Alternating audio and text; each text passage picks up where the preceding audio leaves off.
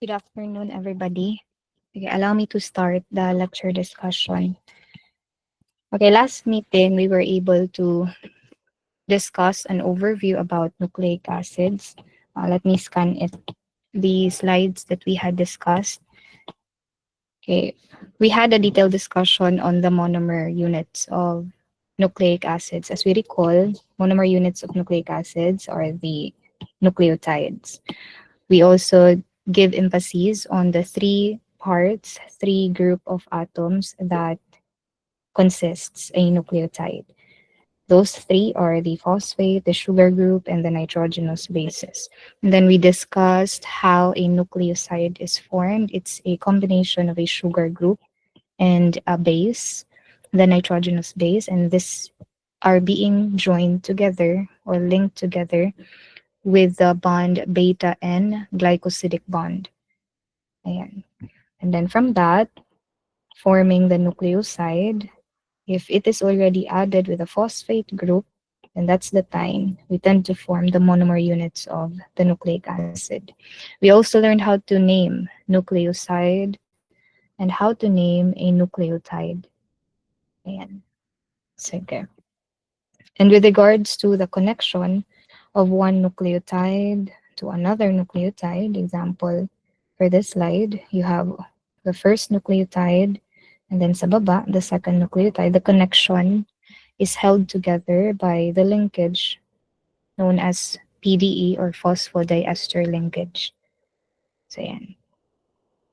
Okay. And let's recall also how to read the overall polynucleotide, how it is named, how it is read from 5 prime to 3 prime end, from 5 prime to 3 prime end. Again, that's the typical reading of a polynucleotide, 5 prime to 3 prime end.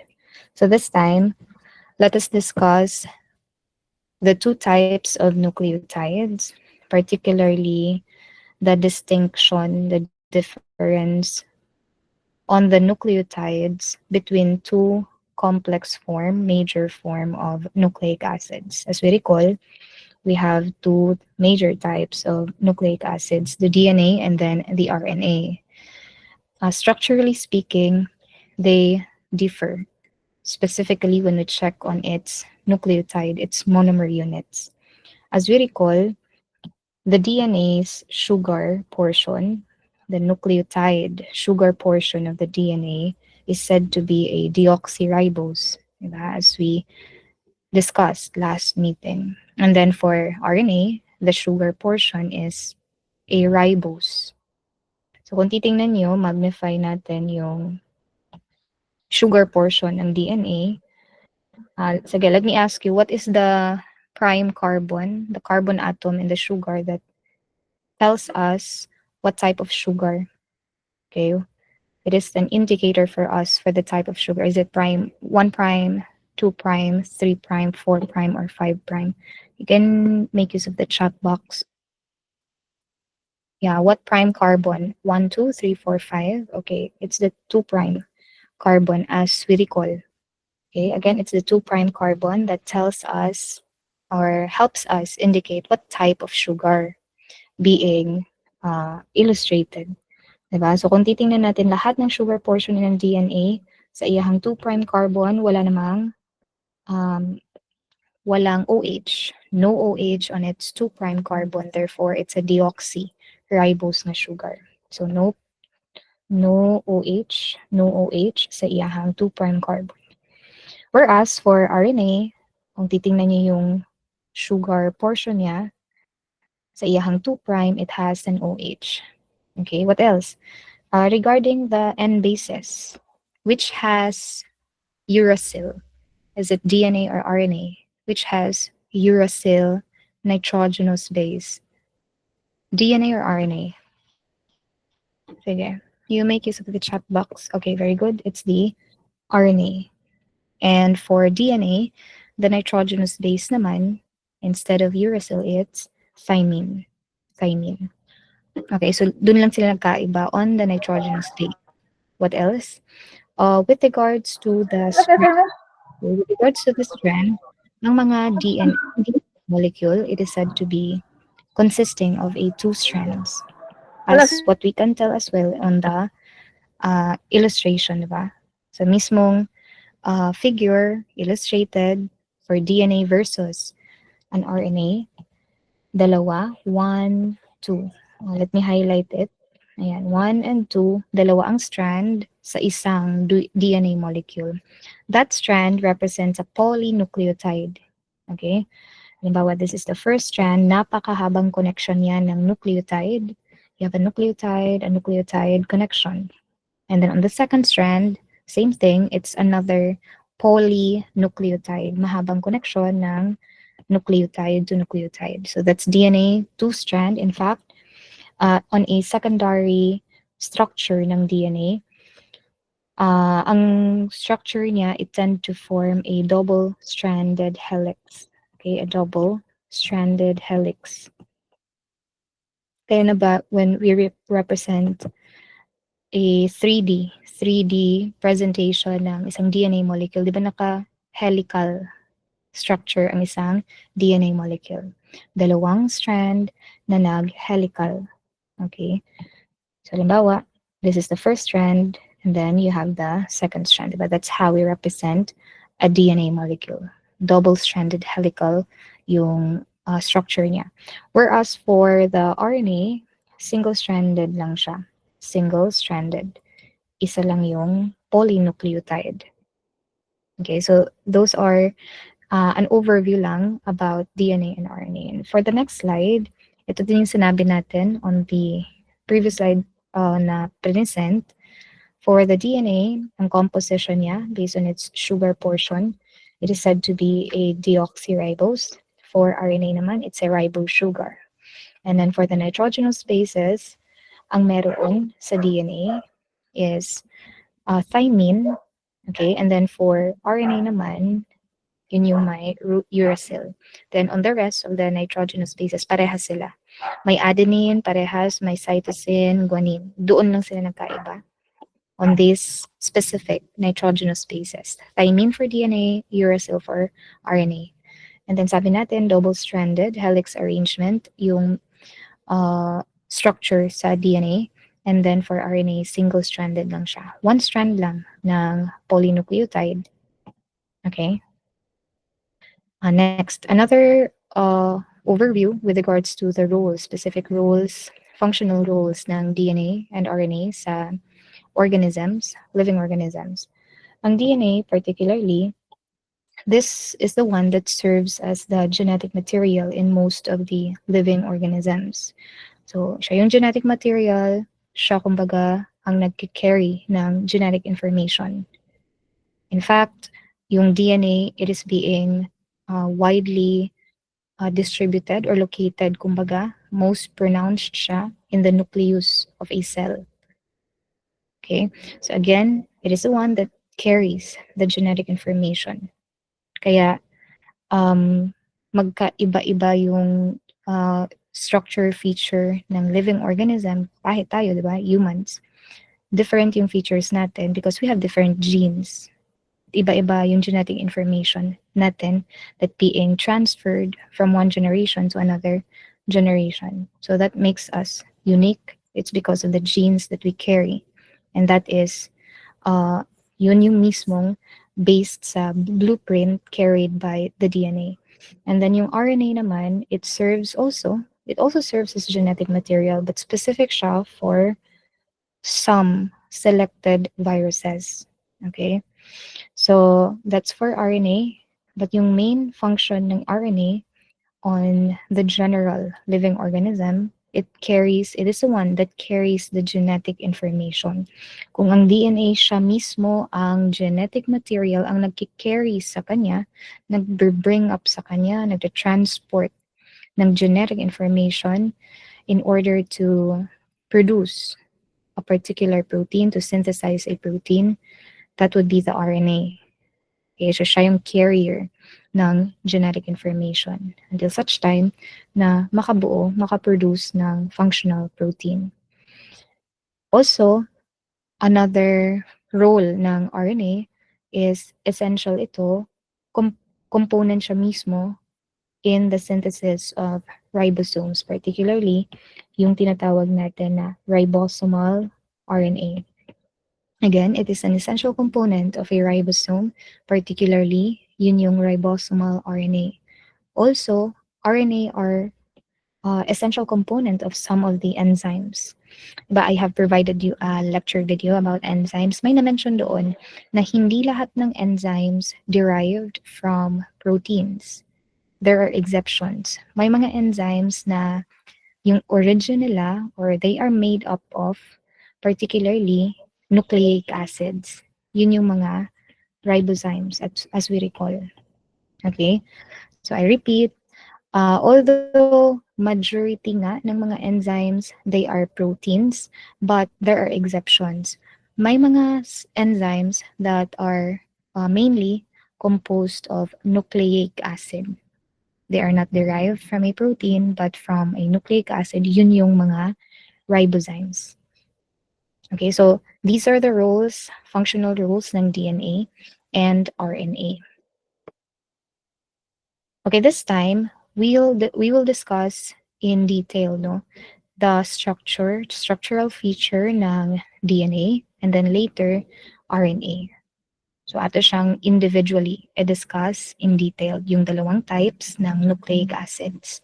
First, all about deoxyribonucleic acid, the DNA.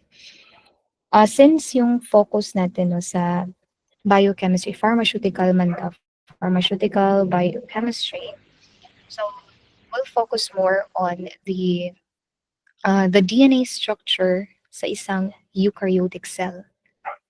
Okay, kasi yun yung forte natin on pharmaceutical, sa pharmaceutical man nga field. So we'll focus more on the eukaryotic side na structure ng DNA. Okay, so again, ang DNA in eukaryotic cells, particularly, as I've mentioned earlier, it is present, more concentrated in the nucleus of the cell. Again, ang DNA concentrated yun na siya, makikita in higher concentration in the nucleus of the cell. And it is present in the nucleus in a form of chromosome. Okay, so makikita sila, they are being complexed and they are being arranged inside the nucleus in a form of chromosomes.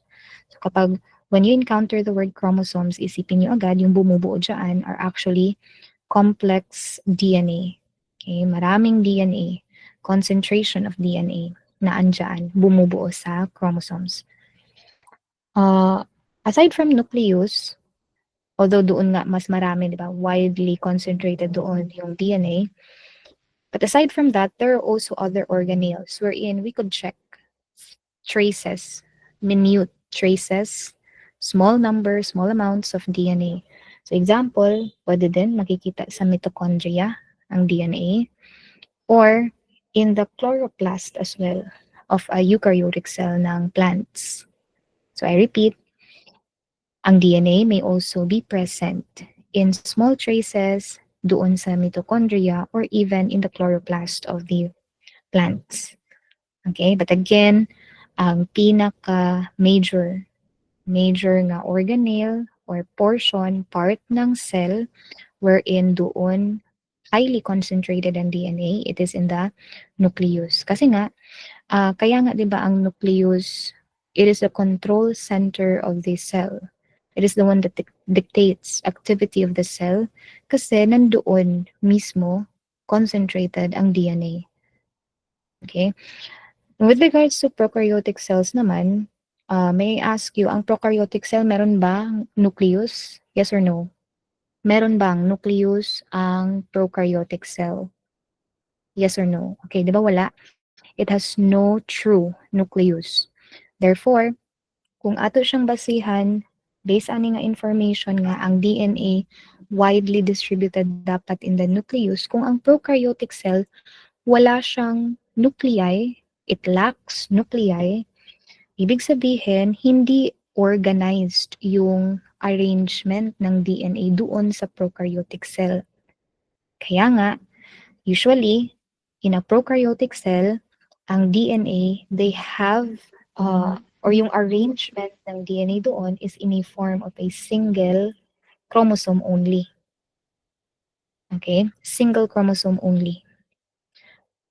But there are also DNA that may be contained outside no the chromosome or tinatawag silang non-chromosomal DNA. And that is, they exist in a form of plasmid. So yan naman yung form ng DNA na non-chromosomal among prokaryotic cell. Okay? So yung ano natin, kumbaga, based dito na illustration, if this is a prokaryotic cell, it could be in a single chromosome ang existence arrangement no, ng DNA in a prokaryotic cell or in a circular, usually in a circular manner yung arrangement no, ng DNA. Okay, for prokaryotic cell yan. Okay, sige, so that's for the arrangement, the location ng DNA in a eukaryotic cell versus a prokaryotic cell.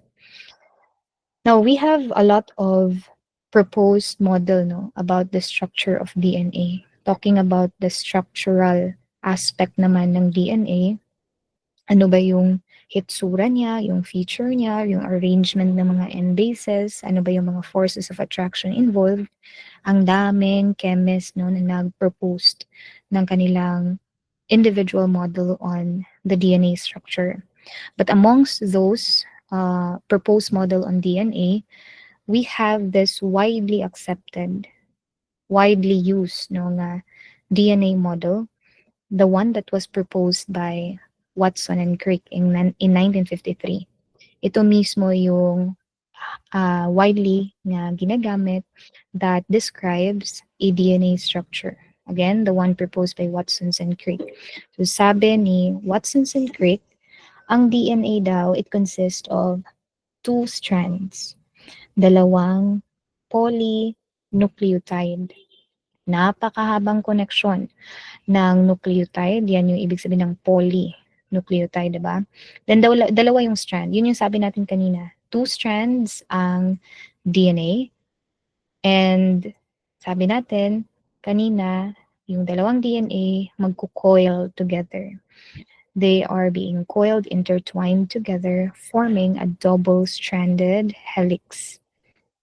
Specifically, yung dalawang strands, o yun na nga, sabi natin, it will be intertwined together. They are coiled together para mabuo yung double helical structure. Or specifically, the standard is the right-handed double helix. Yun mismo yung helical arrangement ng DNA. Dalawang strands in a DNA molecule. Right-handed double helix.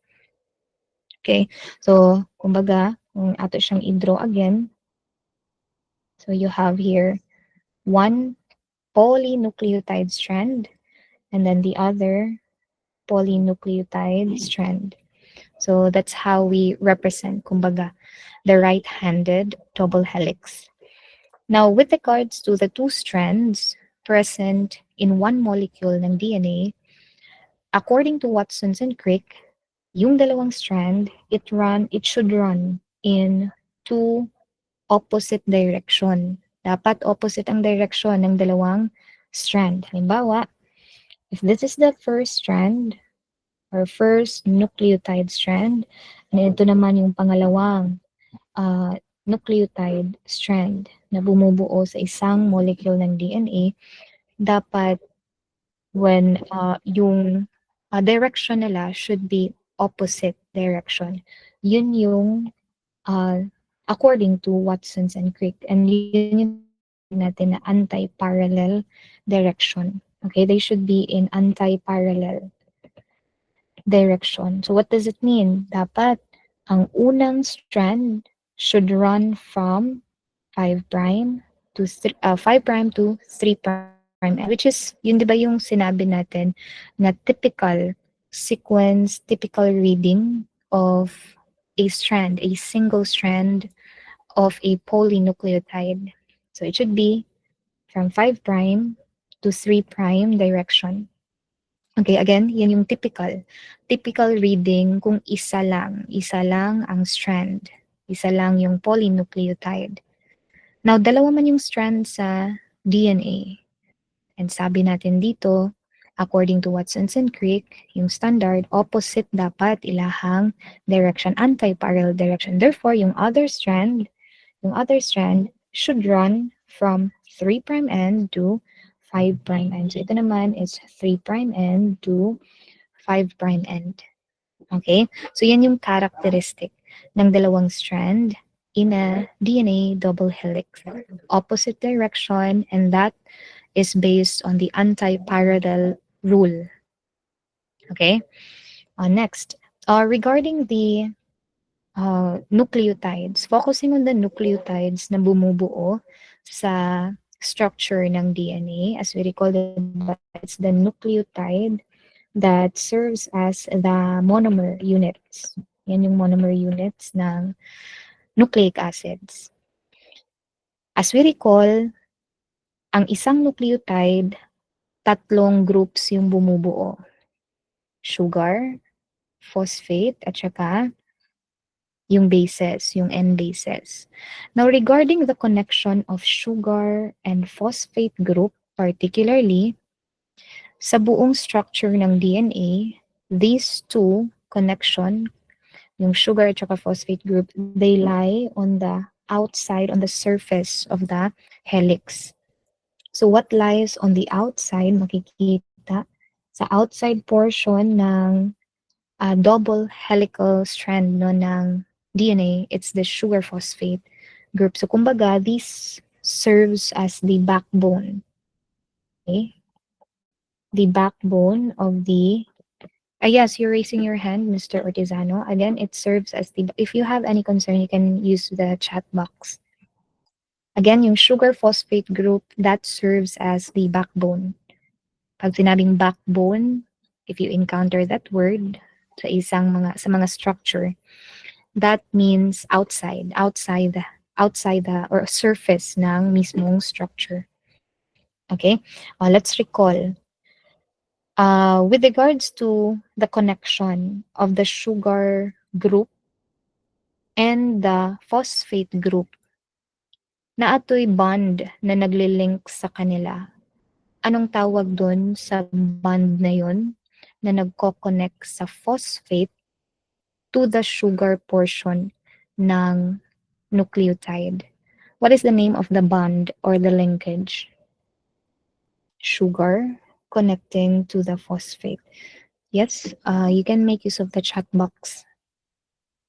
Okay, very good. It's the phosphodiester linkage or PDE bond. Again, it's the phosphodiester bond that links sugar and the phosphate group. And again yung connection nila, they lie on the outside of the helix.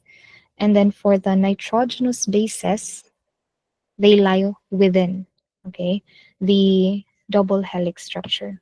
So yung makikita dito within, okay, yung mga kulay black, ayan, within the double helix, doon naman makikita ang mga nitrogenous bases. Okay? Sige, I think that's it for this slide. So kindly take note of this information on the DNA double helical structure as proposed by Watson's and Crick. Anti-parallel, and kindly take note saan makikita yung mga nitrogenous bases, saan naman yung sugar phosphate backbone. Okay, ito lang din yun yung sinabi natin kanina. With regards to the proposed DNA model ni Watson's and Crick, okay, ang ilahang representation dito is ang DNA structure, it somehow resembles a ladder. Somehow resembles a ladder na kumbaga, itong legs of the ladder, which we highlighted, yan yung bumubuo sa backbone. So, sabi natin ang backbone, they lie on the outside of the helix. Sila mismo yung bumubuo doon, phosphate together with the sugar group. Okay, so that's for the legs. of the ladder. And then, yung mga rungs ng ladder, halimbawa yung mga kulay pula dyan, ayan. Yan naman, yung bumubuo dyan are the nitrogenous bases. So, inside the double helical structure, nitrogenous bases yung nandoon. Okay? So, that's it. And dapat, they should be in complementary, no? Yung, kumbaga, arrangement ng mga nitrogenous base. So, I repeat, talking about the nitrogenous bases, kung ito yung mga nitrogenous bases, kung i-highlight ha, na within the double helical structure, yung arrangement dyan ng mga nitrogenous bases in a DNA molecule, they follow a complementary base pairings. They should complement with one another, complementary base pairings. Na kung saan naatay standard pairing na always makikita on the nitrogenous bases in a DNA molecule. Particularly, yung standard base pairings dito is yung adenine na nitrogenous base should always pair up with thymine or vice versa.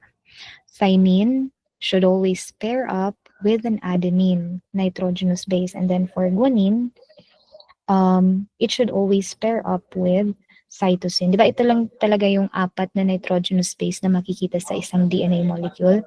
Constant naman daan ang adenine, cytosine, guanine, and di ba thymine yung meron talaga sa DNA. Kasi kapag naging uracil yan, RNA na yun ang being described. Okay? So, again, with regards to the nitrogenous bases that lies within the DNA helical structure, we can always observe a complementary base pairings, and this is a standard no na base pairings ng mga nitrogenous bases, adenine with thymine or vice versa, thymine with adenine, and then guanine with cytosine or vice versa, cytosine with guanine. And of course, since they are being paired up within this DNA molecule, DNA structure, meron at merong ma-observe na mga forces of attraction in between that nitrogenous bases. Okay? Dahil nag-pair up sila again ha, syempre na may force of attraction na ma-observe. Particularly, the responsible bond, chemical bond that serves as kumbaga connection or pairings no, sa nitrogenous bases dyan, we call that hydrogen bonds. May mabubuong hydrogen bonds along the base pairings na mabubuo in a DNA molecule. In fact, with regards to the quantity, the number of hydrogen bonds na nag-hold together ng base being paired, nagva-vary siya. Depende on what nitrogenous bases are being paired. Particularly, if ang nag-pair up is adenine and thymine, there are two observable hydrogen bonds being observed. Okay? And kapag guanine and cytosine naman, there are three. Okay? Three hydrogen bonds na ma-observe. Okay? Now, that is for complementary base pairing. So far, naanatay duha no ka rule na mention on based on Watson's and Crick. The anti-parallel rule na dapat ang reading opposite. Okay? For a while ha. For a while lang sa.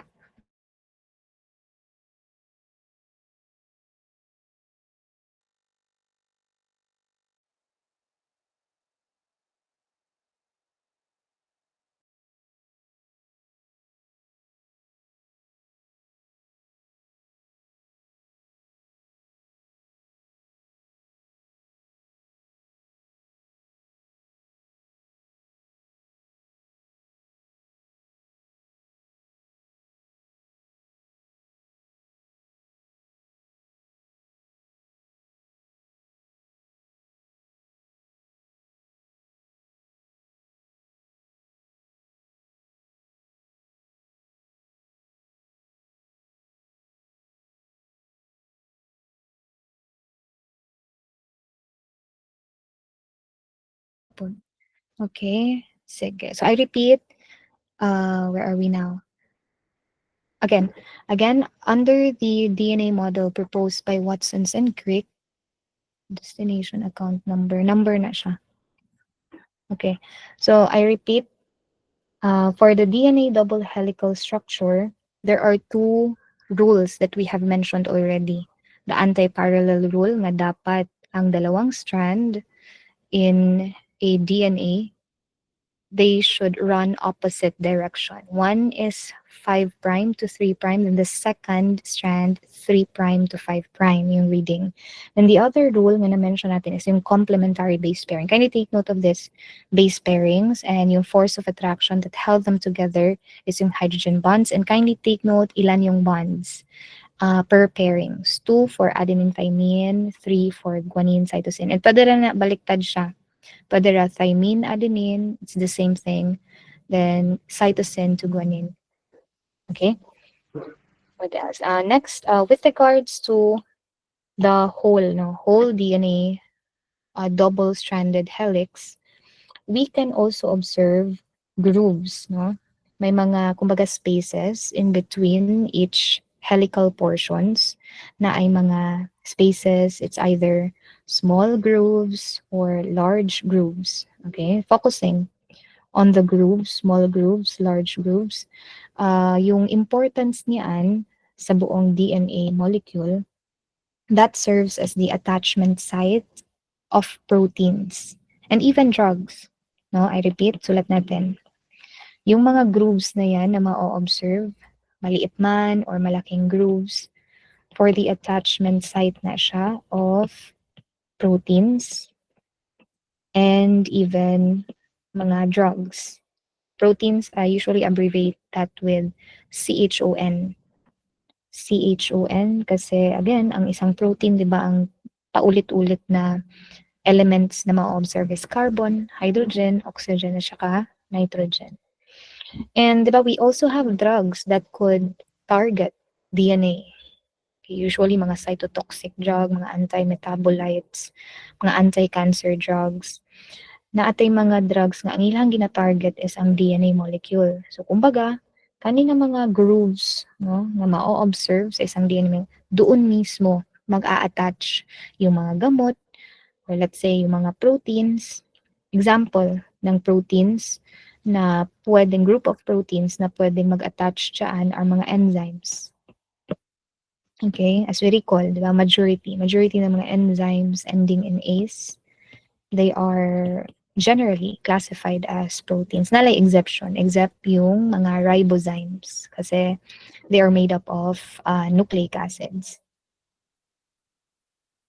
Okay, next, after discussing these rules, the information in the grooves observed in a DNA molecule, aside from that, it is also important to quantify regarding the base pairings observed. For a while, ha? Dali lang. Excuse me for a while.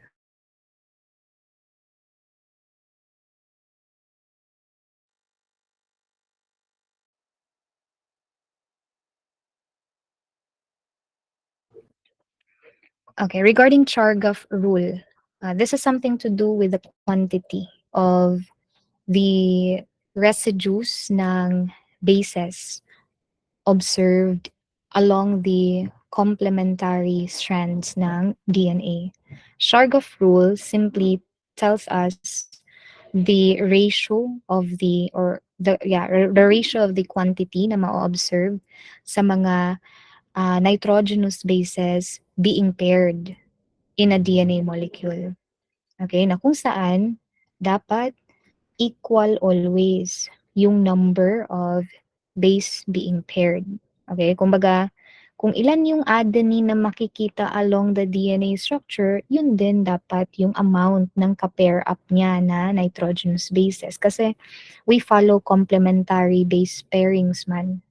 Diba? So kung ilan yung adenine, dapat yun din, equal din yung number ni thymine. Okay, then kung ilan naman yung guanine, dapat equal din yung number sa residues ni cytosine. Okay? So dapat adenine is equal to the number of thymine, and then guanine is equal to the number of cytosine. To apply this concept, let's try to solve this sample problem. In humans, there is approximately 30% of adenine. Okay? So hypothetical, given 30% ng adenine, sino ulit yung ka-pair up ni adenine? Is it TCG? Okay, it's thymine. So, if ang adenine is said to be, sulat natin, 30%, ilan therefore ang thymine?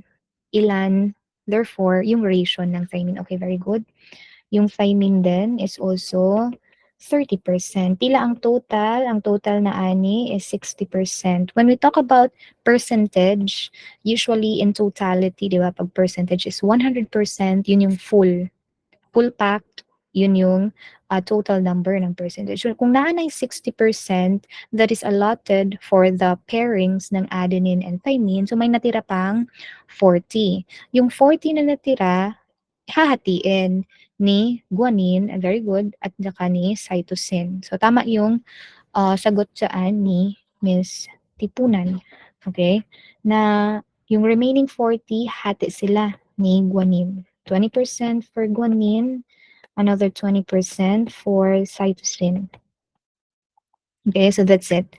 That's how you, kumbaga, apply the concept ng Chargaff rule. So somehow, under siya, more siyang na-fall under yapon sa complementary base pairings. Only that, more on quantity ni siya.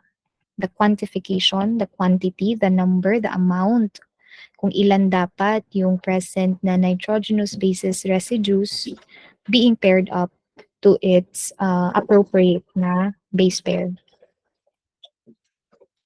Okay, ito naman yung problem na to.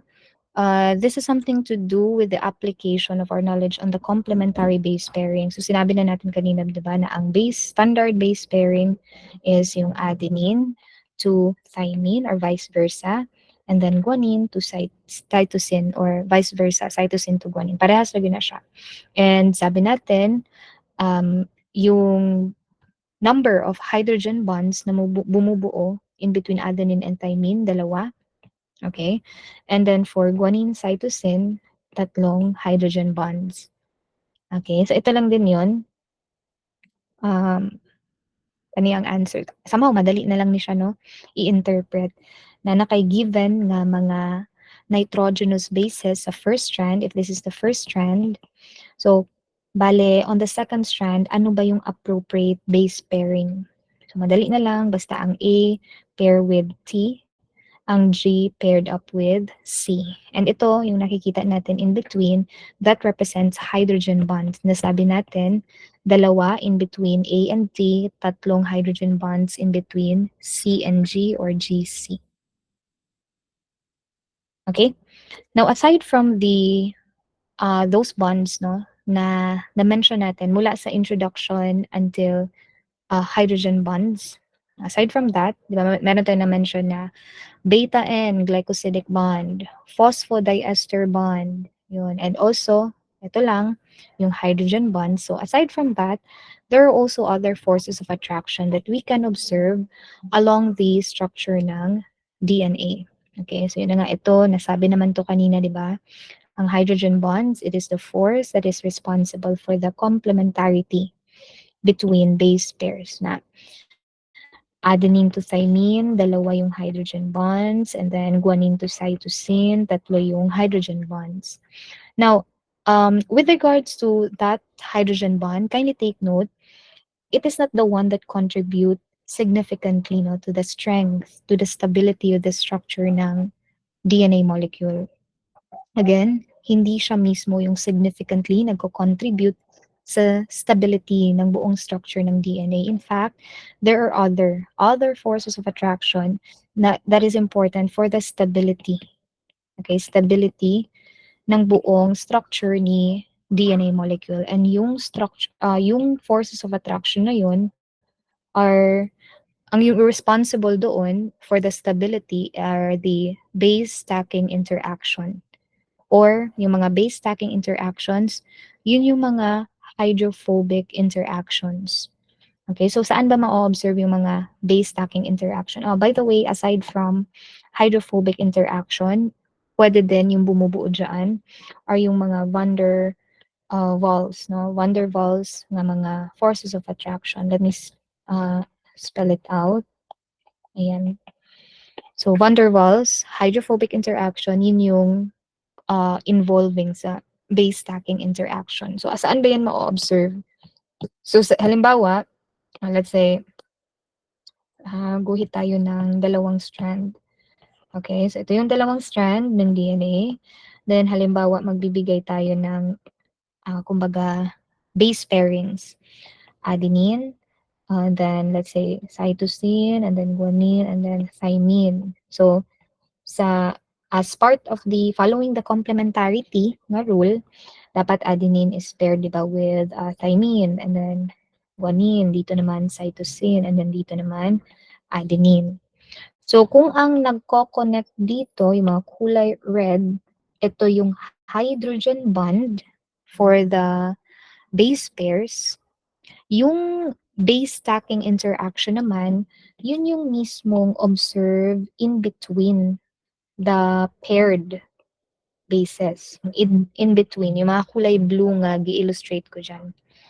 Okay, so in between that ring portions ng mga bases. Kasi puro man mga heterocyclic ring, di ba, ang mga nitrogenous bases. So in between that paired bases, doon natin ma-observe yung base stacking interaction. And yan mismo, yung mga forces of attraction dyan banda, yun yung nag-stabilize. Okay, responsible for the stability, strength ng buong structure ng DNA molecule.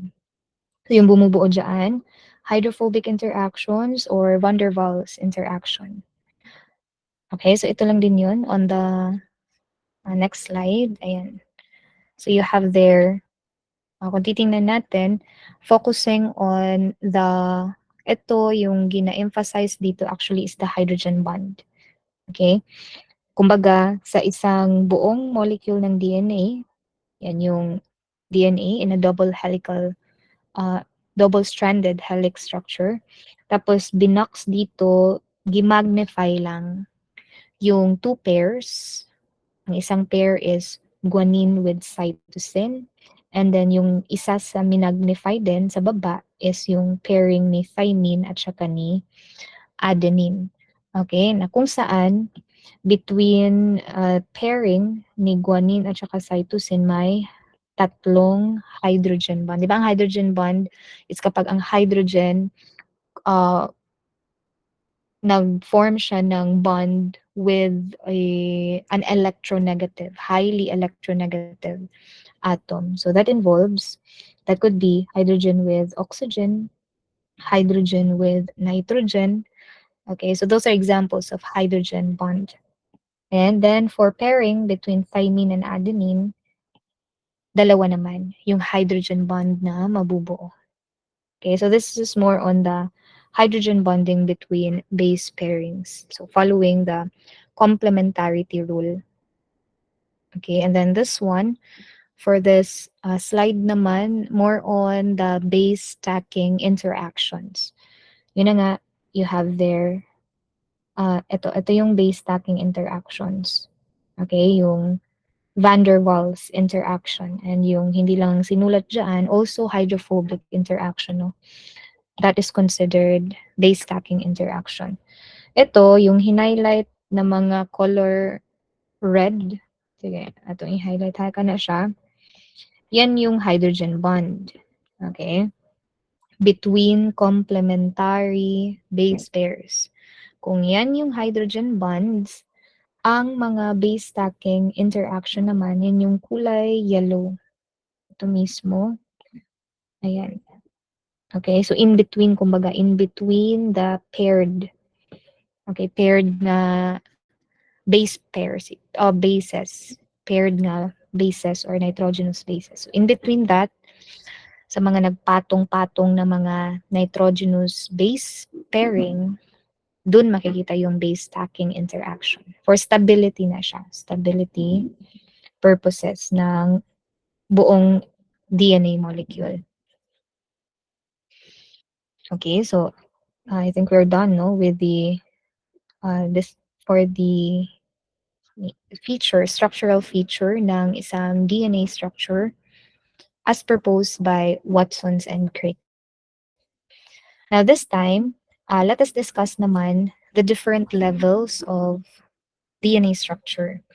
Kumbaga parang same siya ng concept sa proteins. Naalala yung sa proteins, inaral natin yung mga different levels of protein structure mula primary, secondary, tertiary to quaternary. Only that dito sa DNA structure, ang mangyayari would be meron siyang kumbaga pinaka-simplest structure niya, which is the primary structure, until such time iyahang ma-attain yung highest level niya, and yung highest level ng DNA structure is actually tertiary structure. So ito yung overview, primary, secondary, and tertiary structure ng DNA molecule. So, i-discuss natin each level of protein structure. Basta ang point lang dito is, kung primary structure, it's the simplest structure ng DNA. And then yung tertiary, yan yung pinaka-final, highest level ng DNA structure. Okay? So, let's start with the primary structure. Sa isang buong primary structure ng DNA, this only tells us the sequence of nucleotides. Okay, so parang ganun din sa proteins, ang primary structure, di ba, is sequence of amino acid. Kasi amino acid yung monomer units ng proteins. Dito naman, since DNA is a nucleic acid, dapat sequence of its monomers. So, sequence of nucleotides.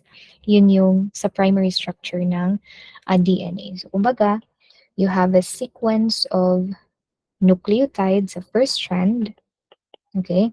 Then another sequence of nucleotide on the second strand ng DNA. And again, yung first strand ng DNA, it is read from the typical sequence na 5' to 3'.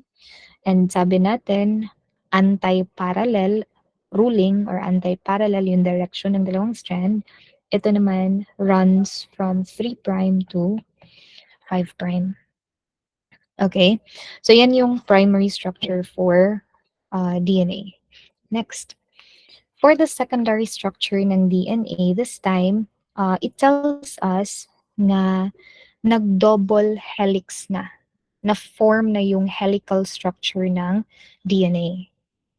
Okay, so kumbaga, itong dalawang strand, una at pangalawang strand, they are now coiled together. They are now wounded together. They are intertwined together. Yan yung secondary structure already.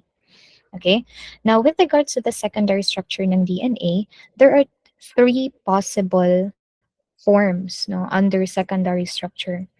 But the pinaka-common, the most common na secondary structure is, of course, the beta DNA. Because this structure is the one that is being described based on the proposed DNA model ni Watsons and Crick. Diba? Watsons and Crick. Nasabi natin, dapat yung dalawang strand, it is said to be arranged in a helical manner. Okay? And it should be in a right-handed double helix. Okay, so yan mismo, yung structure, yung beta DNA na secondary structure is the most common one following the proposed DNA model ni Watsons and Crick. And it is said to be more helical. Why more helical? Kasi in the formation of the turns, syempre, pag sinabing helix, may mga turns, di ba, na mabubuo. May mga ikot, another ikot na pod. So per turns, ang bumubuo dyan are total of 10 base pairs. Okay, para ma-achieve yung full turn. Full turn is equivalent, diba, to 360 degrees turn. Okay, so kumbaga, ang point dito, mula sa pinakaunang nucleotide, Okay?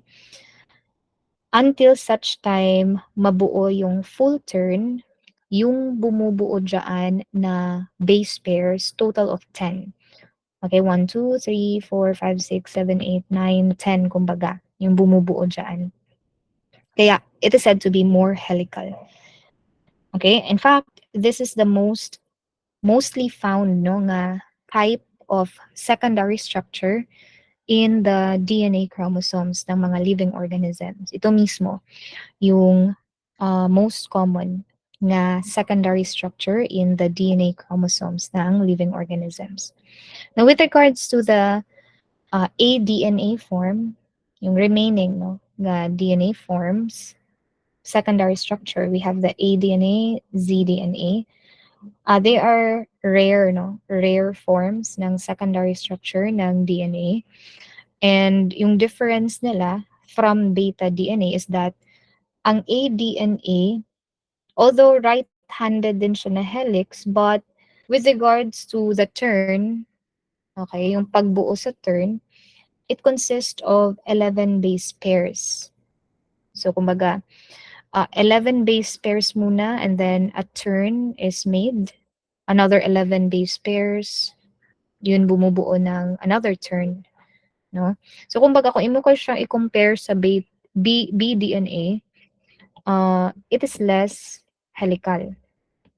Kaya kailangan pa man og 11 ka buok na base pairs, tsaka mabubuo yung buong turn. Okay? Kumpara sa bDNA, di ba? Ang bDNA, 10 only. 10 base pairs, then full 360 degrees na turn is achieved already. Okay, so this is less helical. Okay? Kaya kung titingnan mo sa mismong illustration, talagang hindi madalas yung turning no, dito sa um, aDNA. Lalo na sa zDNA.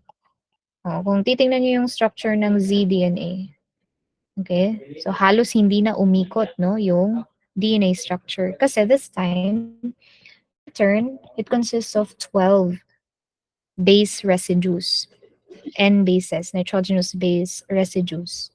So kaya tingnan niyo sa mismong structure, hindi gaanong pronounced no yung turns being observed. Kaya siya naman yung least helical among the three.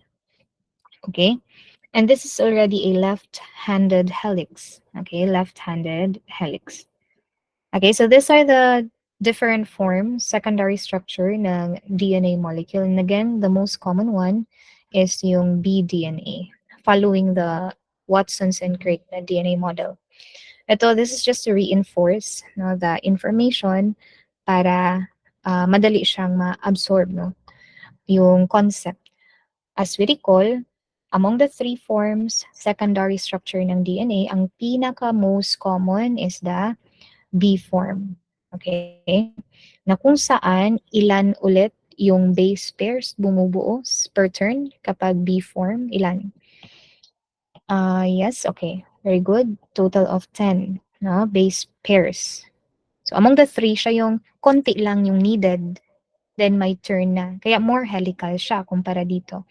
Although, kung titingnan mo sa DNA, A form, halos halos parehas lang no yung feature nila.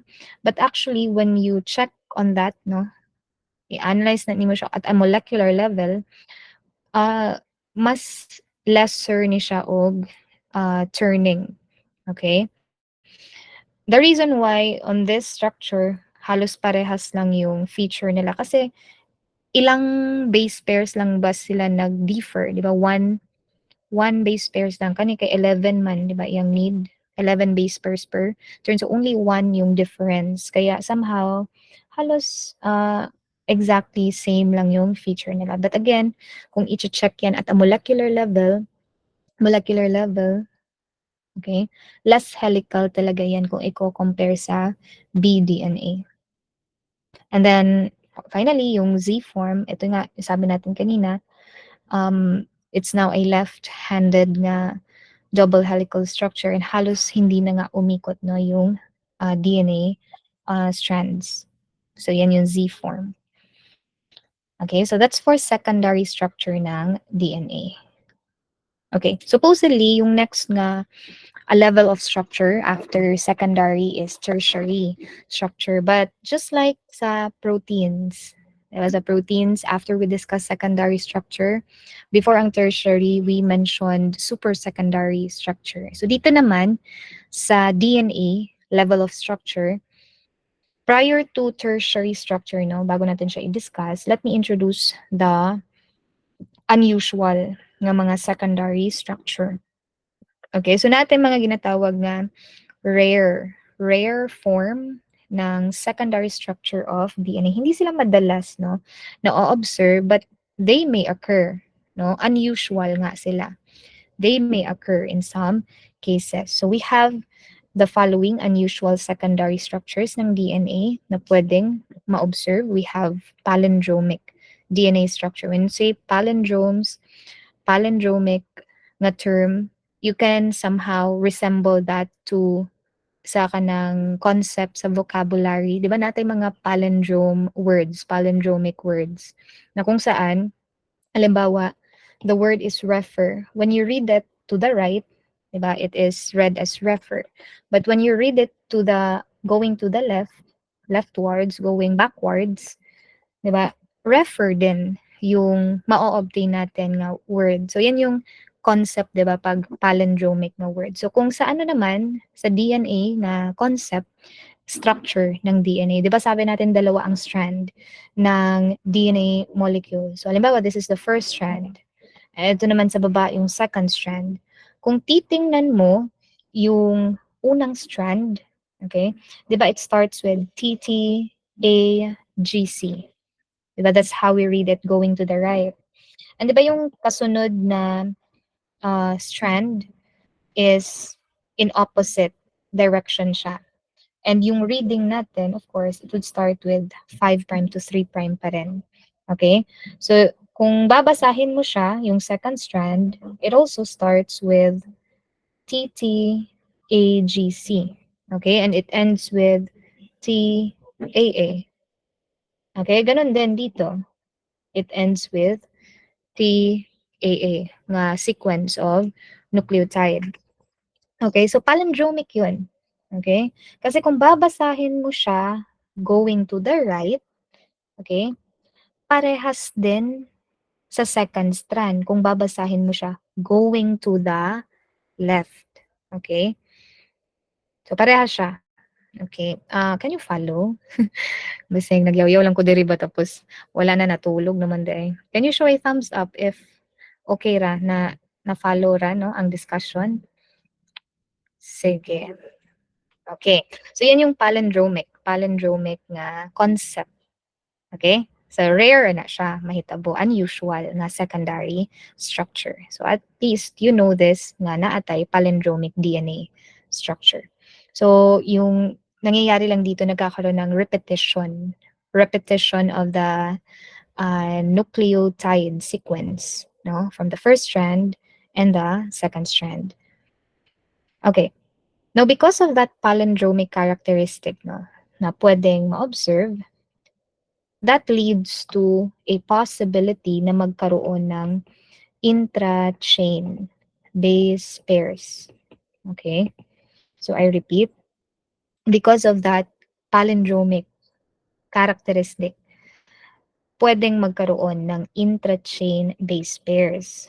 Ibig sabihin ng intra, pag sinabing intra, nangyari siya within. Okay, within. So magkakaroon ng base pairings within one strand. Yun yung ibig sabihin ng intra-chain base pair. Na supposedly, ano dapat yung standard na base pair? Mula sa first strand, mag-pair up siya, mangyayari yung complementary pairing niya sa second strand. Yun yung dapat na standard, di ba?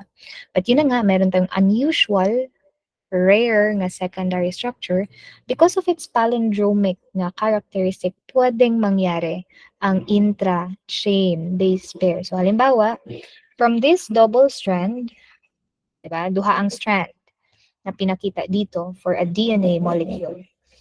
Halimbawa, you extract that first strand. Okay, so ito lang din yun. Kung sa isang strand, one strand only nangyari yung intrachain base pairs, tingnan yung sa baba. Isang strand lang, pero nangyari intra-chain base pair. With only one strand, doon siya nakatagpo ng base pair. It tend to form a structure hairpin. So yan yung one form of palindromic DNA kapag one strand nagkaroon ng intra-chain base pair, it tend to form hairpin palindromic na DNA.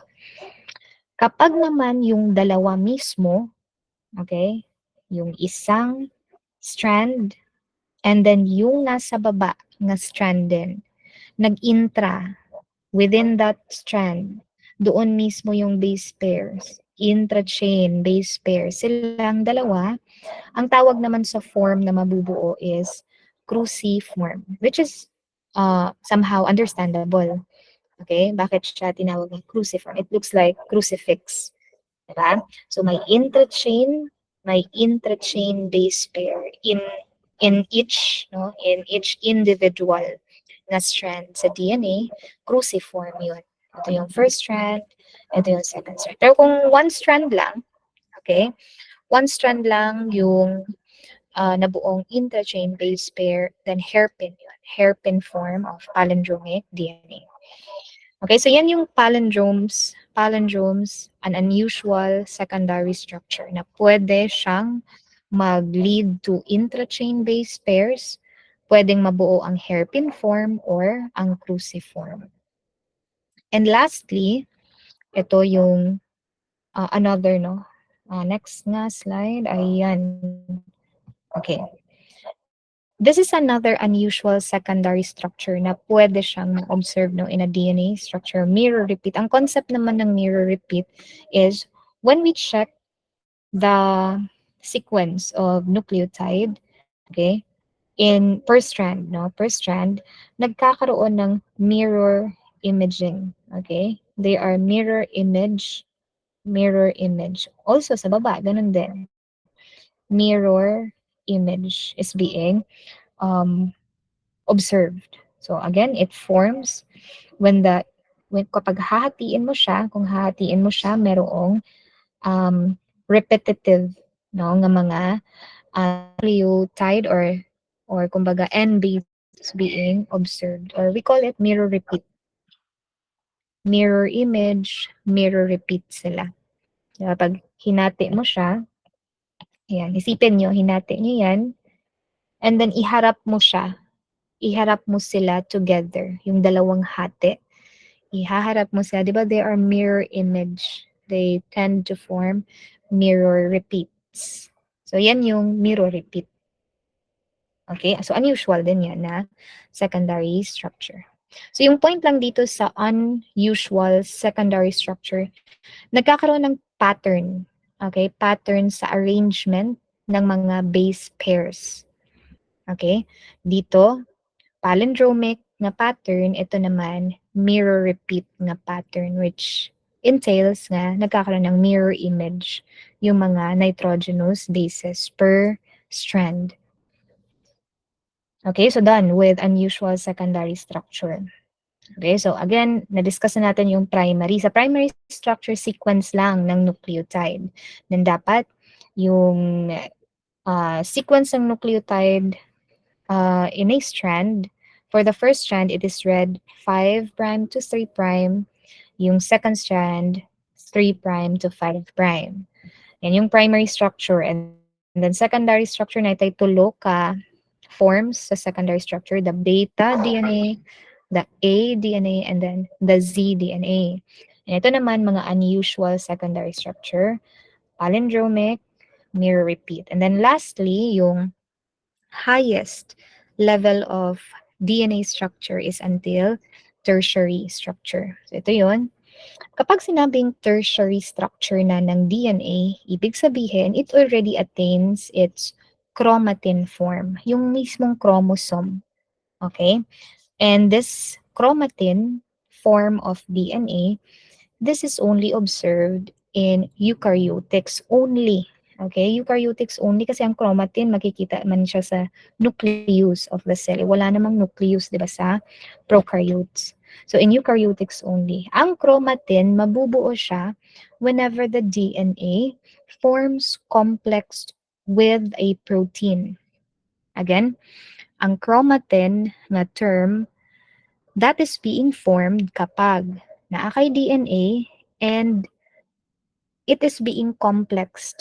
It forms a complex structure with a protein. Yan yung chromatin. Okay? Now, particularly, this concept tells us nga kaya pala kahit gaano karami yung DNA, nagkakasya siya no sa nucleus, na maliit lang yung nucleus ng cell. Nagkakasya yung mga DNA kahit sobrang dami ng DNA. Nagkakasya siya doon kasi pala ang DNA nagko-complex lang siya to a protein. Kumbaga, iniikutan lang ng DNA yung protein structure para mabuo yung chromatin. Kaya highly organized yung DNA that is being contained in the nucleus kasi they are being arranged in a form of chromatin. Okay? Now, particularly, yung mismong protein, yung basic protein particularly. Kasi maraming klase ng protein, di ba? May non-polar, may polar, may basic, may acidic protein. Particularly, yung iniikutan ng protein class, I mean rather, ang iniikutan ni DNA, no? Kung saan siya nagfo-form ng complex na klase ng protein, basic type of protein. Okay, base characteristic na protein.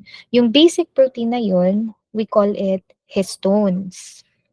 Okay, so yan mismo yung protein, ang histone, yung fino-form na complex ng DNA o kumbaga iniikutan ng DNA. 'Di ba ang DNA double helical structure na siya. So kahit gaano pa karami, kahaba yung DNA molecule, nagkakasya siya sa nucleus kasi iniikutan lang pala niya yung protein, yung histones.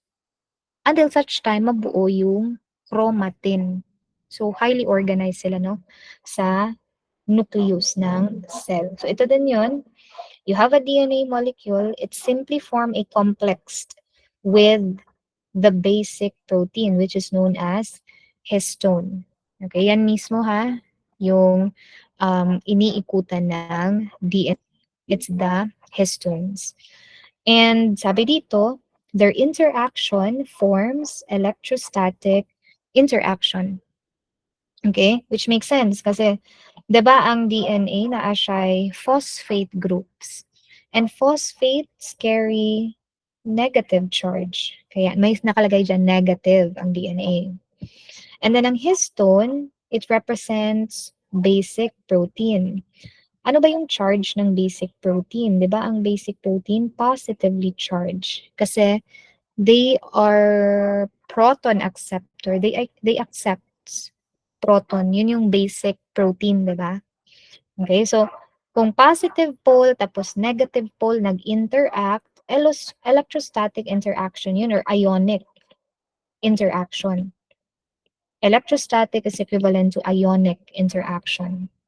Kaya nakalagay dyan, it forms electrostatic interaction between the negatively charged phosphate group ng DNA and the positively charged ng histone. Kasi nga, ang histone represented siya by a basic proteins. Okay, now focusing on the histones. Okay, so I repeat, it's the histones. It's a specialized form of protein. It's a specialized form of protein associated with DNA. Okay? So kung titingnan natin yung illustration, by the way, yung histone um, na iniikutan ng DNA that forms complex with DNA, it is composed of four core histones. And yun yung H2A, H2B, H3, H4. Okay, so ito yun. Halimbawa, yung iniikutan, yung histones na iniikutan ni DNA. Di ba? And meron kayong makikitang illustration na ayan, labeled as DNA, yung kulay blue dyan na parang loop. Okay? Parang loop, yan mismo yung DNA. It forms complex with a histone. So yan yung kumbaga visualization natin. How a DNA forms complex with histone. Forming, ano yung kabuuan nito? Forming nucleosome, forming chromatin. However, may distinct dyan nga core of histone nga hindi siya iniikutan ng DNA. May isa diha, and that is a linker histone. Kaya pagtingin nyo sa illustration, nakalink lang dyan sa kanya si DNA. Okay, kaya tawag sa kanya linker histone. Okay, dun lang nakalink ang DNA. Linker yan ha, linker histone. Okay, so yan yung kumbaga illustration how chromatin is formed, how a DNA form a complex with proteins. Histone is a protein. It's a basic protein. Okay? Ito, ano lang, same lang gihapon nga information, this slide, ito. Mula sa secondary structure ito, di ba? Sa secondary structure, double helical structure na dapat ang DNA molecule. Na-form na yung double-stranded helix. Kaya yan yung pinakita. And from that, ang DNA will form complex with histones forming nucleosome. Further stabilization of nucleosome, mabubuo yung chromatin. And pag sinabing chromatin, tertiary na siya. Na-attain na niya yung highest or tertiary level of DNA structure. Okay, another illustration din to, just to repeat no the information nga na discuss sa previous slide. Para lang yun ma-reinforce no yung concept na diniscuss. Sabi natin, mabubuo yung nucleosome kapag you have already a DNA. Yan yung DNA na already forms complex sa histone. Yung isipin niyo yung mga kulay violet ba yan? Violet histone. Yan yung histone. Kapag inikutan na yan ng DNA, yung kabuuan na yan, nucleosome yan. Further stabilization of nucleosome, mabubuo yung chromatin. Okay? So yan yun.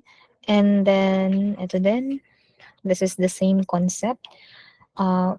Particularly, naka 3D lang siya, no? Three-dimensional presentation talking about chromatin. Again, ang chromatin, it's the higher, the tertiary structure ng DNA molecule. O, halimbawa, this is the nucleus. Kasi 'di ba doon naka-organize yung mga DNA. Okay? Kaya nga, sabi dito, nuclear pore. Okay, so yan yung nucleus. And inside the nucleus, syempre doon makikita ang chromatin. Okay? Now, kapag halimbawa lang, at a molecular level, we dissect, no? Okay, or segment one chromatin dyan. So, let's pick up one chromatin strand, then chinek siya, dinisect, ano ba yung binubuo ng isang strand ng chromatin. Then we could find a chromatin fiber. If we further dissect that chromatin fiber, makikita natin yung kabuuan niyan are sets, networks of nucleosomes. Ano sabi natin kanina? Ano ba yung nucleosomes? Yun yung you have a histone, yung mga kulay gray dyan, yan yung histone, na inikutan lang po ng DNA. Yung mga color yellow dyan, yan halimbawa yung DNA. So networks of DNA complexed with histone, yun yung nucleosome. And kapag further pag dissect, okay, ang nucleosome, doon na natin makikita yung portion ng histone, yun na nga, yung kulay purple dyan. And then, not purple, it's gray. Okay? And then, from that, kung ato pa yun siyang i-further dissect, ano ba yung bumubuo dyan sa DNA, makikita natin yung secondary structure ng DNA, yung double-stranded helical structure niya. So, ito yun, di ba? The double-stranded helical structure. Okay? So, this only tells us na when we further dissect natin ang structure nito mula chromatin going to the DNA structure, we are, kumbaga, lowering the level of structure ng DNA. Okay? Then, kung pabaliktad naman, mula ka sa DNA forming complex with histone, then forming nucleosome until such time mabuo yung chromatin, we are simply going higher, no, sa iyahang level of structure. Okay? Kasi mula siya dito sa primary to secondary. Ayan, secondary. Then, ito na yung tertiary, yung kabuuan dyan. Tertiary structure na. So, yan yung chromatin. Even chromosome class, if you encounter a chromosome, you are asked, no, what is the level of structure kapag chromosome form na ng DNA, then that represents also a tertiary, a higher level of structure ng DNA. Ito mismo, this is a condensed structure form ng chromosome. And again, it represents also a DNA. It's a network of DNA. Kung idadissect yan, yung chromosome, yung kabuuan yan are actually DNA as well. Chromosome, this carries actually genetic information. So it carries DNA. Kasi ang nagsiserve ng ang mismong nag-act as genetic material, di ba? Or genetic information, it's the DNA. Okay, so chromosome again, it carries. It is the one that carries genetic information. And again, it is being passed from generation to generation. Kaya iba-iba yung genotype natin, phenotype natin, because we have different genetic material na gina-carry. And there are multiple types of chromosome, multiple forms of chromosome. Okay, so yung point ko lang dito na discussion is mapa-chromatin, mapa-chromosome, that's already higher or tertiary structure ng DNA molecule. Okay, so these are just good to know na information on the parts of the chromosome being labeled. Its centermost part, we call it centromere. Yung nasa terminal part ng chromosome, it's the telomere. Okay? So those are the levels of structure ng DNA class. Mula primary, secondary, up until ma-obtain niya ang highest level of structure. Okay? Now this time, let's discuss naman another concept related to tertiary structure. Okay? In addition, uh, there is a tendency na pwedeng ma-observe, no, yung supercoiling. Pag sinabing supercoiling, this only tells us na mula sa kanyang secondary structure nga, it's already coiled, di ba? It's already in double helical structure or double-stranded helical structure na ang secondary. From that coiled nga structure, supercoiling happens kapag it is further coiled pag yun. Coil na nga siya, kung i-further coiling pag yun ang DNA, super coiling na yun, di ba? Okay? So it only describes a property ng DNA having a tertiary structure. Pwede yan na-observe. Okay? So example, you can actually analogize, no, that concept of supercoiling sa telephone wire. Di ba, ang telephone wire kay coiled naman na siya daan. Okay? So ito yung coiled portion ng mismong telephone wire. And because of kanang tension, no, tension nga atong ma-impose no sa telephone upon picking it up or placing it back to its original nga place, may tendency nga magbuhol-buhol. Tama? Magbuhol-buhol further ang coiled na nga telephone wire. Yun yung supercoiling na concept. Okay? So kung ato namang balikan ang DNA nga structure, okay? This tells us na sa iyang tertiary structure, we could potentially observe supercoiling of DNA due to some stress or whenever DNA is subjected to tension, subjected to a stress, a force.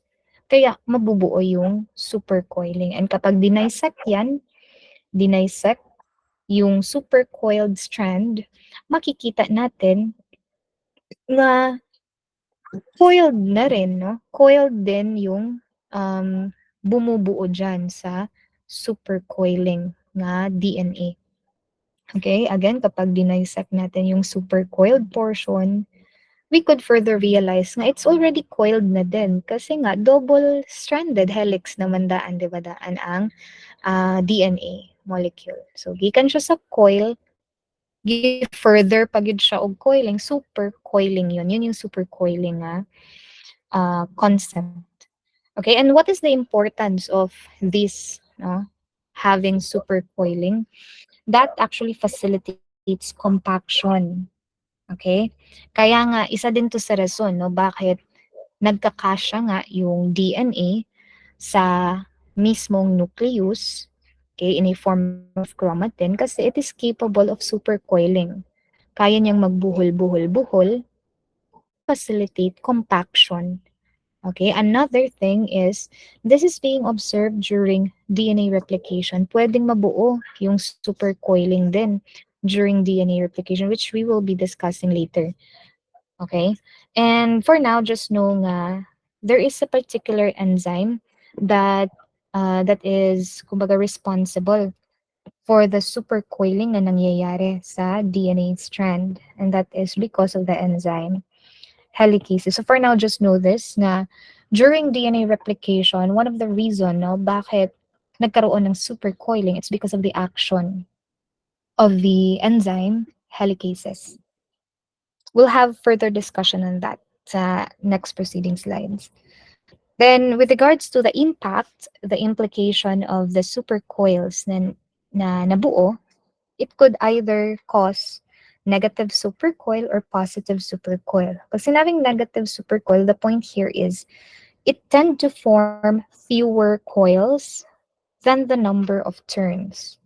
Fewer lang yung coils than the number of turns. And then positive supercoil if greater yung number of coils than the number of turns. And ito yung mismong being observed during DNA replication. So we are then discussing DNA. So this time, let's have an overview naman on RNA, the second type of nucleic acids. Okay? Sige. So RNA, as we mentioned kanina, yung mismong structure ng RNA in terms of its nucleotide no portion, ang iyahang sugar portion is a ribose.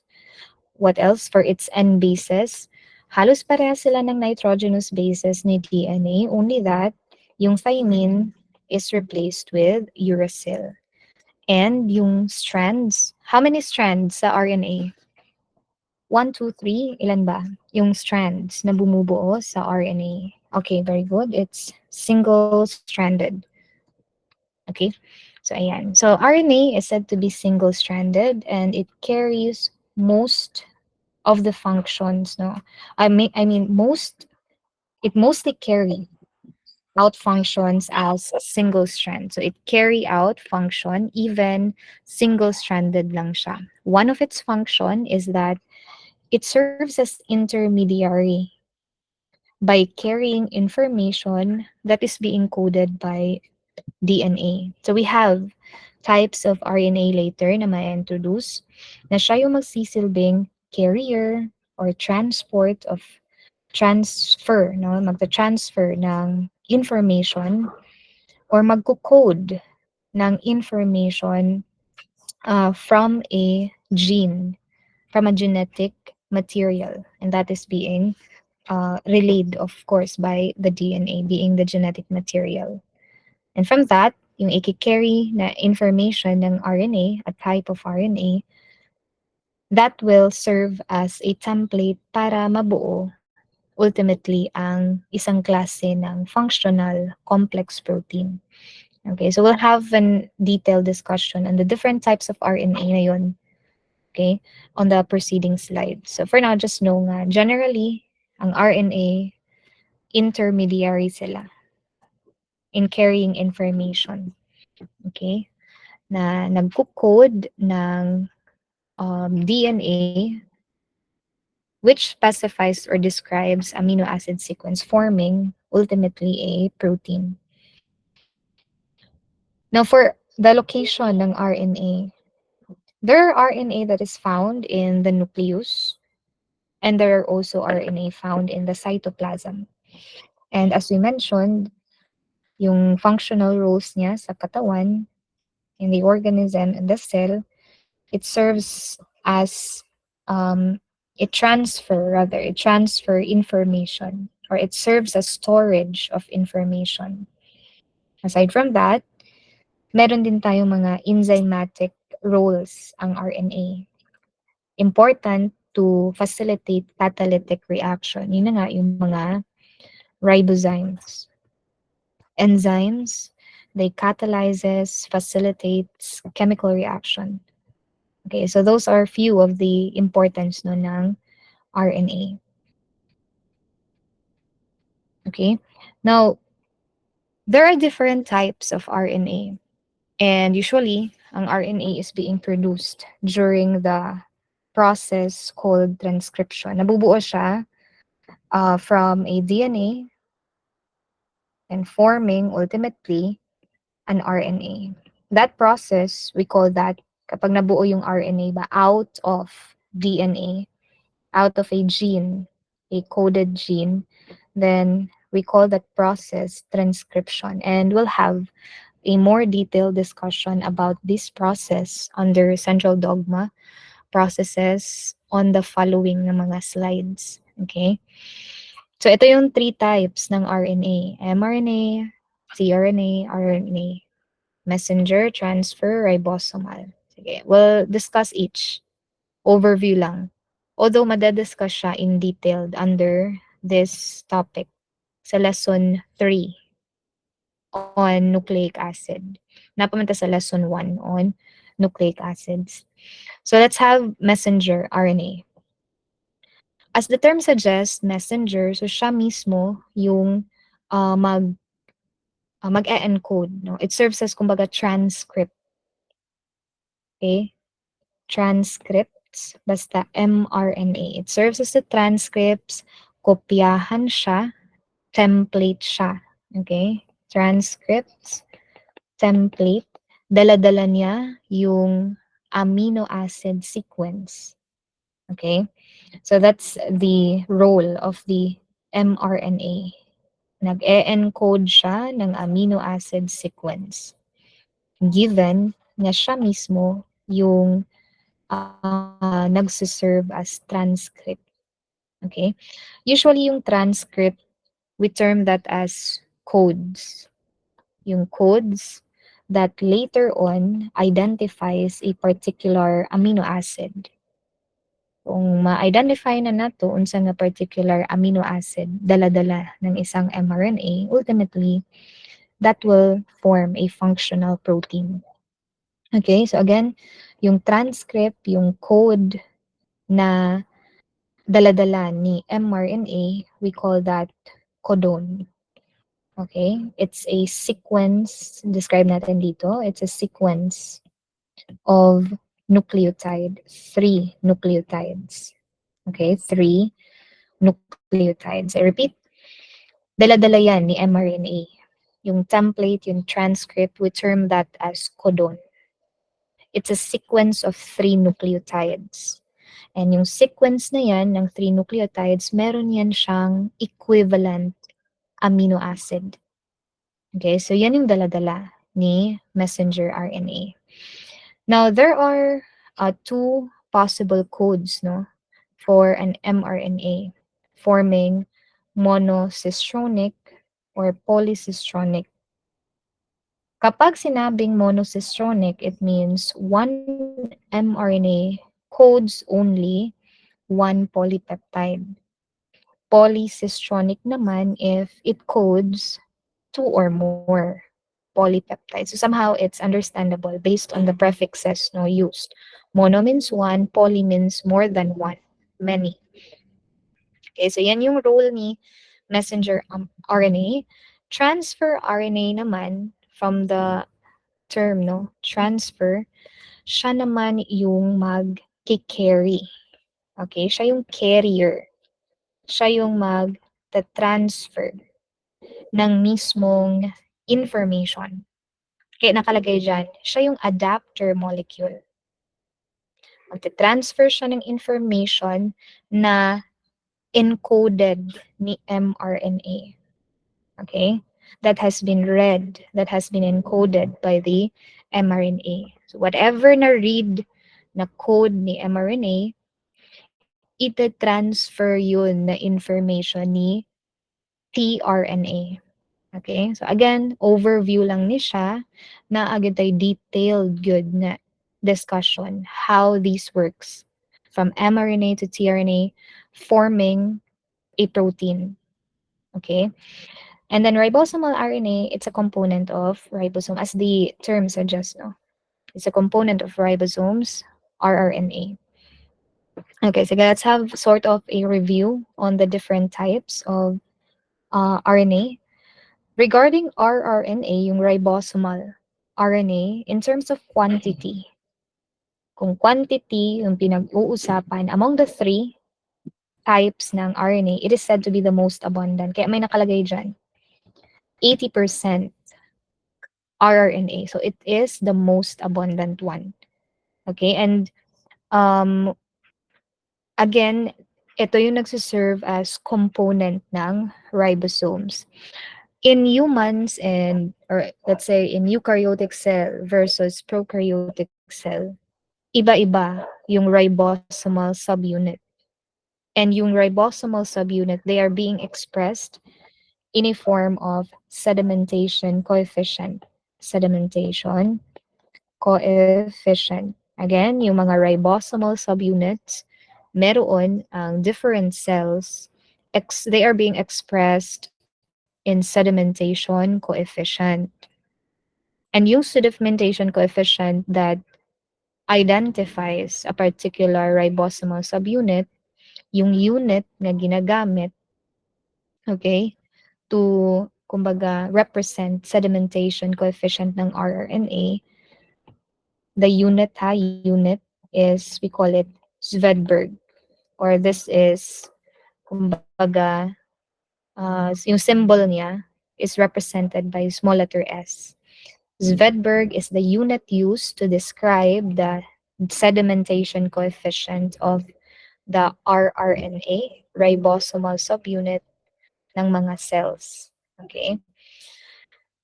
And then for example, dito, ayan, this is just an overview. No? Iba ang rRNA sa prokaryotic cell, iba naman yung rRNA sa eukaryotic cell. And ito yung mga values na yun, mga sedimentation coefficient representing rRNA. Naana siya yung meaning, and then we will just have the detailed na thorough discussion on that under lesson 3. Sa lesson 3 ni siya ma-discuss. Transcription, translation nga topic. Okay? For now, just know nga ang ribosomal subunit ng prokaryotic, eukaryotic cell magkaiba, and they are being represented using sedimentation coefficient, and the unit is Svedberg. tRNA naman in terms of size, no? Size ng rRNA, it is said to be the smallest. In terms of size, smallest, nakasulat na pala yan. Smallest siya in terms of size. tRNA again ha, it's the transfer RNA, it's the carrier of the information, it's the adapter molecule. It carries a specific amino acid that was coded. Sino yung nag-code, nag-specify na yan na amino acid? mRNA. Okay, yung nag-code ng amino acid na yun, si mRNA. Kung ano man yung na-code, no, na-specify ni mRNA, dadalhin yun, i-carry yun ni transfer RNA. Okay? Towards ribosomes. Kasi sa ribosomes man mangyayari yung protein synthesis, di ba? Doon yun idadalhin para ultimately ma-form yung functional protein. That is just an overview. Okay, overview lang yan. And then, this slide naman, this is all about tRNA as being labeled. Isa isang klase, no, ng tRNA. And sige, bigyan ko kayo ng overview, no, what is this illustration, tRNA. Meron siyang mga significant na, kumbaga, portion or significant, kumbaga, significant parts ang tRNA. Yung buo na yan, kabuuan na yan, tRNA na siya. And again, it serves as the adapter molecule.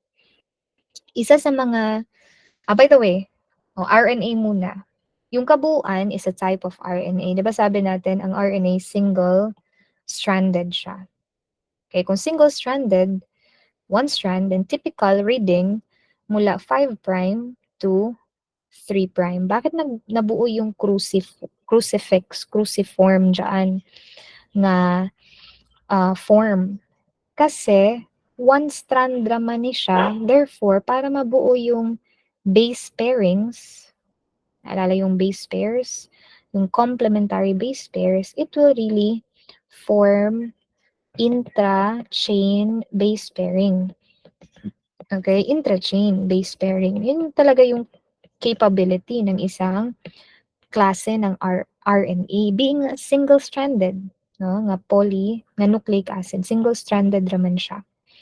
Okay, so yung form, it looks like cruciform. Okay, so intra-chain base pairing yung nangyari dyan. And again, itong buong nucleotide na to is being read from 5' to 3'. One strand na siya. Nagkaroon lang talaga ng intra-chain base pairing. Na kung saan, yung mga nakikita natin dyan, in between, mga hinighlight ko na color blue, yan yung mga base pairs. Okay, na somehow, alam na natin yung base pairings, di ba? Since rRNA ni siya, ang base pairs equivalent would be yung adenine paired with uracil, okay? And then yung guanine paired with cytosine. Kasi rRNA man, tRNA, RNA man eh, no? RNA man ni siya, nga klase. So, dapat, instead of thymine, uracil ang imong i-reflect. Okay, so yan yung actual base pairing dyan. Okay, if we check that molecularly. Now, the important part sa isang tRNA, sa isang transfer RNA, meron tayong makikitang anti-codon arm. Okay? Ang importance niyan ng anti-codon arm, it serves as the attachment of the codon. Okay? Attachment ng codon. Question. Among the types of RNA, sino yung nagkikarry ng codon? M, R, or T? mRNA, RNA, tRNA. Okay, we mentioned kanina, it's the mRNA. Siya yung transcript. Siya yung nagdadala ng template. And yung template na yun, we call it codon. Ang mismong codon, ang bumubuo dyan, di ba, are 3 nucleotide sequence. Okay? So, kumbaga, kana nga codon nga gidala ni mRNA, dun siya a-attach sa anti-codon arm ni tRNA. Okay? So, sulat natin dito, mRNA na ang gadalaan na ang codon. So, dun siya attach sa arm called anticodone ng tRNA. Next, another important part ng tRNA is itong portion na to. As being labeled, it is the acceptor arm. And meron tayong makikita sequence. Okay? Yung sequence is, na-erase ko na, no? Ako isang okay, ayan. So, yung sequence nucleotide na makikita natin, di ba, is C, C, A. So, that's how it is read. Kasi mula from 5 prime to 3 prime man ang reading. So, ano pag-read, CCA. Okay, ang pinakadulo would be the A. Tama? So, that's CCA sequence. Question, based sa knowledge nyo na-learn last meeting, if this is the sequence na makikita sa ending portion, saan dyan yung nagkikarry ng free hydroxyl group? Is it the C or the A? Okay, very good. Yung nagkikarry dyan ng free hydroxyl group, it's the adenine. Okay? Yung A dyan. Okay? Now, yung portion na yan, okay, yung acceptor arm na yan, which carries the free hydroxyl group, yan yung magsisilbing attachment site of amino acid. Okay? So, yan naman yung purpose ng acceptor arm. Nakalagay dyan, acceptor arm. Okay? Di ba kanina, kung babalikan mo dito, na may codon nga gidala si mRNA, dun siya didikit sa anticodone. Yung mismong codon nga sequence of nucleotide, free sequence of nucleotide, di ba naman na siya equivalent nga amino acid? Okay? Actually, ma-discuss din nato siya sa detail. Ano lang to ha, overview lang din siya. Okay? Whatever codon carried by mRNA, kindly take note, nana siya equivalent amino acid. Okay? Magbibigay ako ng halimbawa on the next slide. Okay? For overview lang. Okay? Whatever equivalent amino acid na nagde-describe dyan sa codon nga gidala ni mRNA, yung amino acid equivalent na yun, didikit siya doon sa acceptor arm. Okay? So, yun yung purpose ng part na yan sa tRNA. Okay? So, that is all about tRNA. Ito naman, example, na ng tRNA, nagbigay na talaga dito ng halimbawa na codon. Halimbawa, ang codon, this is the codon nga daladala ni mRNA. Diba sabi natin ang codon, it's a template, it's a sequence of 3 nucleotides. So, ang sequence na 3 nucleotide is G, A, G. You can search now, One tab away naman na siya sa inyong phone.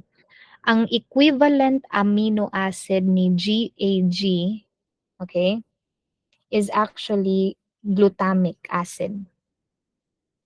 Okay, ma-discuss na nato siya ha sa lesson 3. Na different sequence of 3 nucleotides na siya equivalent amino acid nga ga-describe. GAG sequence of nucleotide, that's equivalent to glutamic acid. Okay? So whatever codon na dala-dala ni mRNA, siya didikit dito sa anticodone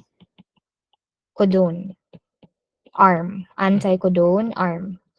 Na kung saan sa anticodone arm, mabubuo lang siya ng complementary strand sa codon na dumikit sa kanya. 'Di ba ang partner gyud ni G kay C. Ang partner ni A, RNA man ni siya, iyang partner is U. Iyang pairing ba is U. That's why anti-codone siya. No? Complementary na, kumbaga, base pair. Depende sa codone na dumikit sa arm na yan. Okay?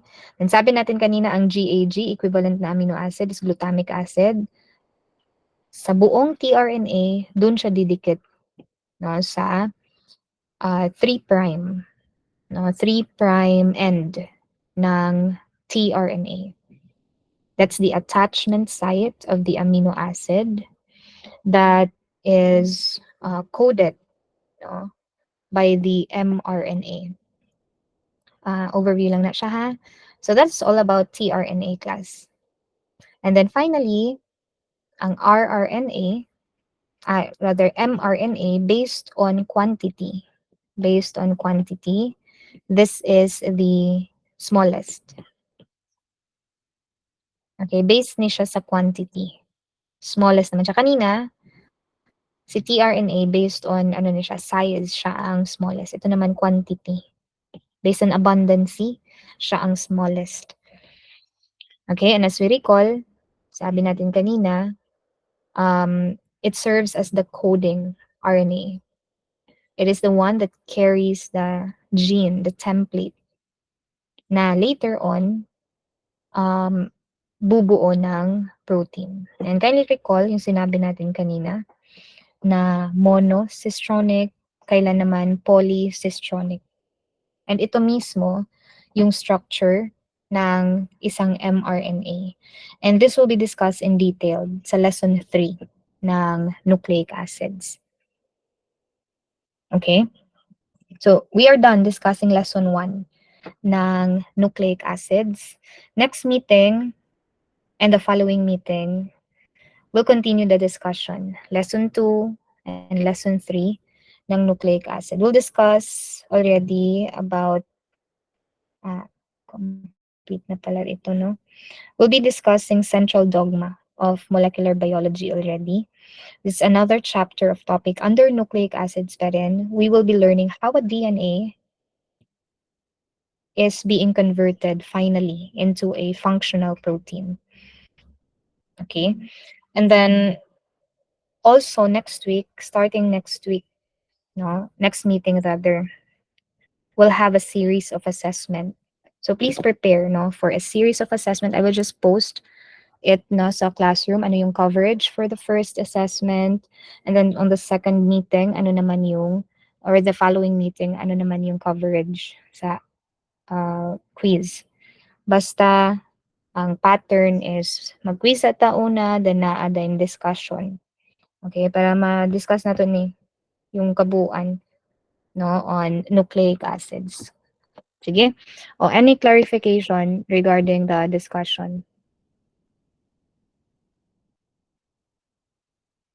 Okay, walang clarification. Okay, if walang clarification, then I will now dismiss the class. So thank you, everyone, for joining. I hope na amoy na learn, no, out of that discussion on nucleic acid. So thank you again, and God bless. I'll see you next week. Series of assessment, lecture discussion. Thank you, everyone. Thank you, ma'am. Thank you, ma'am. Thank you, ma'am. Thank you, ma'am. Thank you, ma'am. Thank you. Bye, everyone. Thank you.